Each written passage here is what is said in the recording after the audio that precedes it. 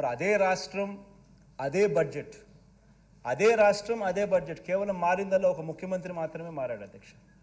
మరి అదే రాష్ట్రం అదే బడ్జెట్ అయినప్పుడు కేవలం మారిందల్లా ఒక ముఖ్యమంత్రి మాత్రమే మార్పు మాత్రమే జరిగినప్పుడు, అప్పుల గ్రోత్ రేటు కూడా అప్పటికంటే ఇప్పుడు తక్కువ ఉన్నప్పుడు, మరి ఎందుకు ఈ ప్రభుత్వ హయాంలో ఎందుకు ఈ మాదిరిగా ప్రతి అక్కచెల్లెమ్మ కుటుంబానికి ఇంత మంచి జరిగింది?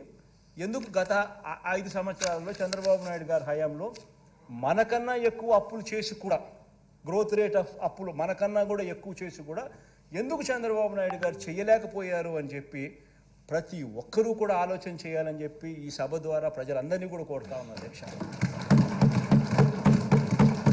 ఆ డబ్బులన్నీ ఎవరి జోబీ లేకపోయాయి అని చెప్పి కూడా ప్రజలందరూ ఆలోచన చేయాలి అధ్యక్ష. ఈరోజు నేను గర్వంగా కూడా చెప్తా ఉన్నాను, ఆధార్ నెంబర్తో సహా బ్యాంక్ అకౌంట్ డీటెయిల్స్ సహా చెప్తా ఉన్నాను. 2,55,000 కోట్ల రూపాయలు ఎవరెవరికి ఇచ్చినాము, ఏ ఆధార్ నెంబరు, ఏం బ్యాంక్ అకౌంటు, ఏం డీటెయిల్స్ అని చెప్పగలుగుతా ఉన్నాం. మరి చంద్రబాబు నాయుడు గారి హయాంలో ఎందుకు చేయలేకపోయాడు? ఈ డబ్బులన్నీ ఎవరి జోబీ లేకపోయాయి? ఈనాడికి ఎంత పోయింది, ఆంధ్రజ్యోతికి ఎంత పోయింది, TV5కి ఎంత పోయింది, చంద్రబాబుకి ఎంత పోయింది, జన్మభూమి కమిటీస్కి ఎంత పోయింది, దత్తపుత్రుడికి ఎంత ఇచ్చినాడు? ఇవన్నీ కూడా ప్రజలు ఆలోచన చేయమని చెప్పి నేను కోరుతా ఉన్నాను అధ్యక్ష.